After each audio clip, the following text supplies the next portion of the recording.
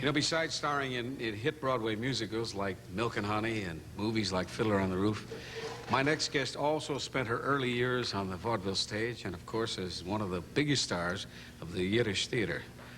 She fit a lot of living into one life, and she fit it all between the covers of this book. Here is super senior Molly Picon.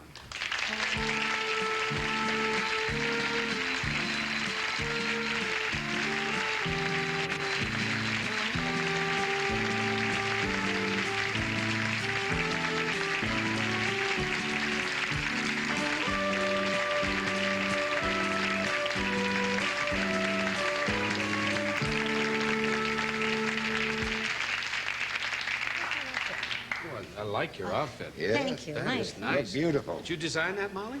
No, Eduardo is my tailor, and he makes these things special for me so I can sit down in them comfortably. You look wonderful. Well, here I am with the boys. The boy, huh? You've worked with Mr. I Jessel. worked with Jessel. I've known Jessel all his life and all my life. But this is my first That's time right. of meeting with George Raft. My Glad pleasure. to know you, sir. Glad to know you. Okay, now I we didn't better get a be chance to see you on 2nd Avenue because I was working all night and And you nightclubs. wouldn't have known the language either in No, those I days. wouldn't. George did, yeah. How long have you been in show business, Molly? Here we go. 76 years. Wow. Is that longer than you, George? I've got underwear older than that. How long have you been in there? 72. 72. And you, George? You started when you were a kid? Yeah, I guess about 62. Oh, that's wonderful. Well, no, young people are Molly- young people. You know, it's the one thing we never forget in this business, no matter how successful we are, is when we bomb. Have you ever bombed? Oh, I bombed. The last show I did, we bombed. It was called Chuchem, and it was about a couple that came from America to China, and they were looking for Chinese Jews, and they couldn't find them. And Menashe Skolnick played it with me. And let me tell you, this was one of the worst experiences I ever had. What play was this, Molly? Chuchem. Which in Yiddish is chuchem. You know what chuchem is? Chuchem, I know. Do any of you know what chuchem is out there? Well, we know now it means... Who said Sunset Boulevard? Like hookers.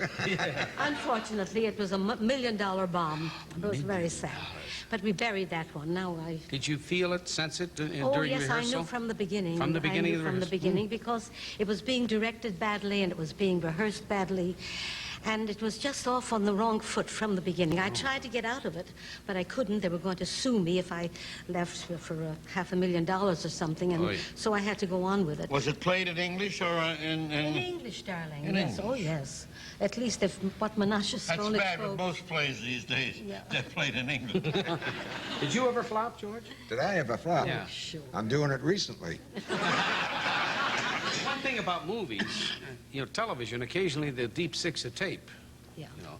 But in movies, those things are around to haunt you forever, aren't they? Well, I flopped at the Chicago Theater with Ben Burney, God rest his soul in peace. They didn't know we were on the stage. Oh, my God. And and the next week we went to Milwaukee and we were a sensation. That's strange. The isn't it? same show. That's the same show. Would you ever flop, George? Well, I had one of the greatest successes that anybody ever had in the show business since the days of Joseph Jefferson and Rip Van Winkle.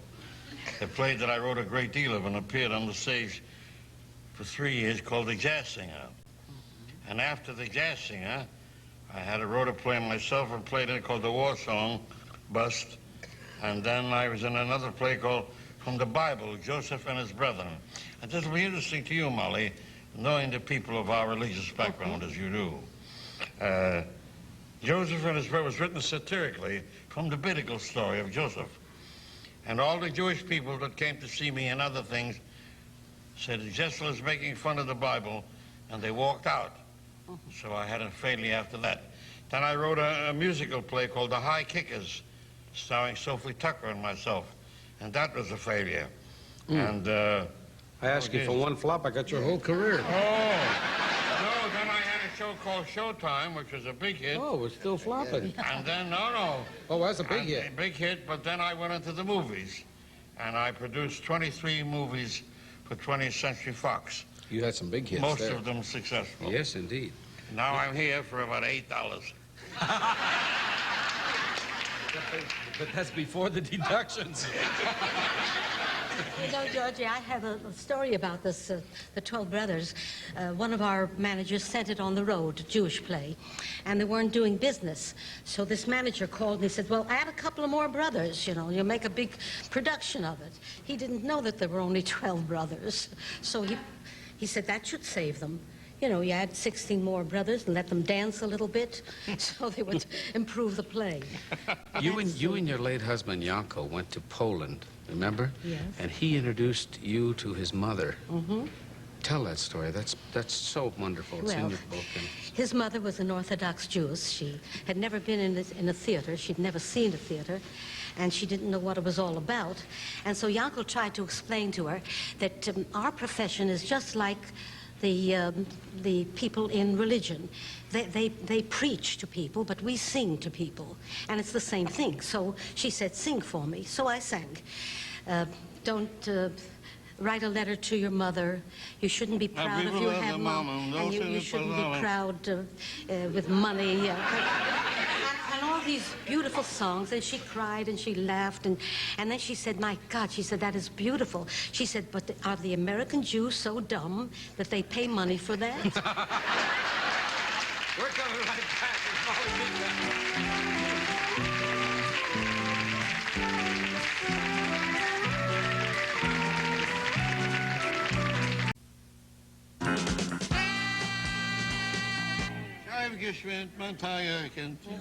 Oh, that could be a hit. That was the end of the Write a Letter to Your Mother, a People of the Woman. Listen, what about that fight you had?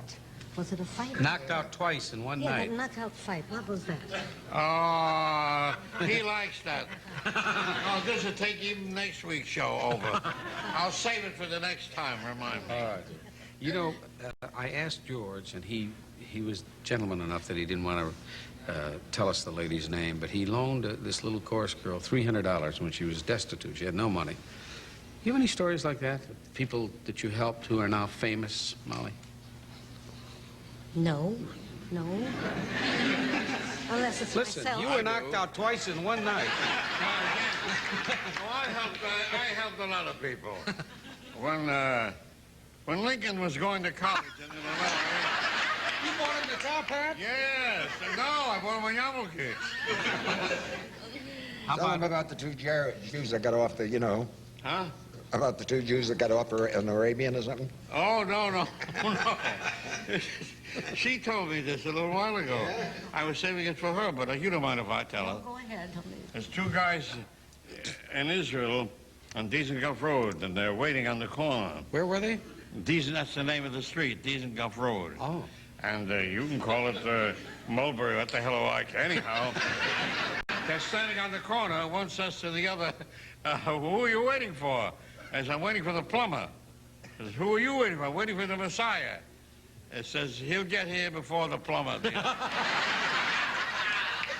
Didn't you once help Henry Fonda?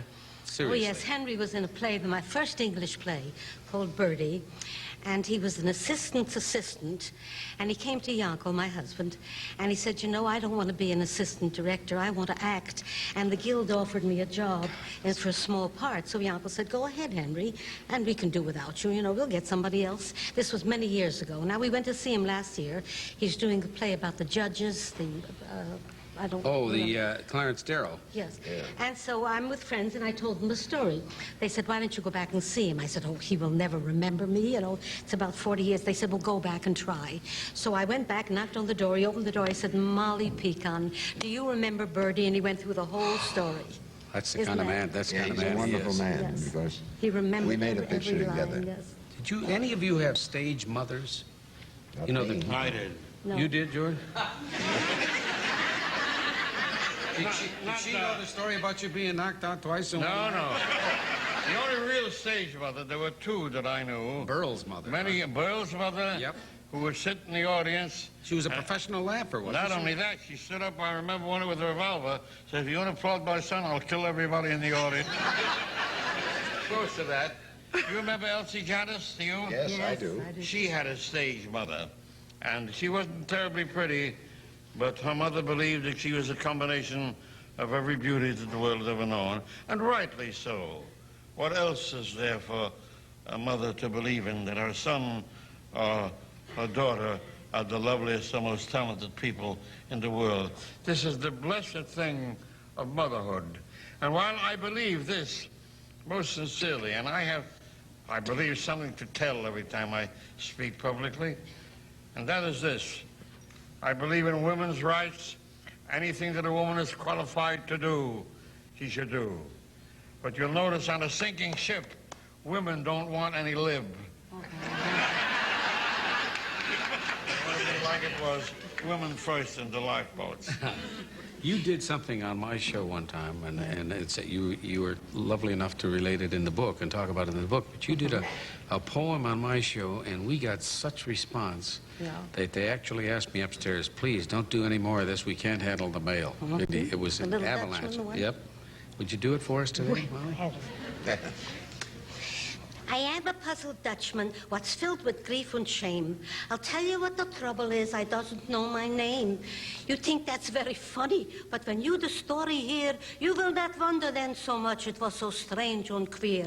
My mother had two little twins, they was me and my brother. We looked so very much alike, no one knew one from the other.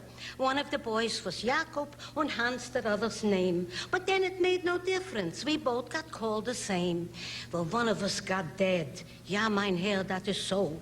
But whether Hans or Jacob, my mother, she don't know. So now I am in trouble. I can't get through mein head whether I am Hans what's living or Jacob what is dead.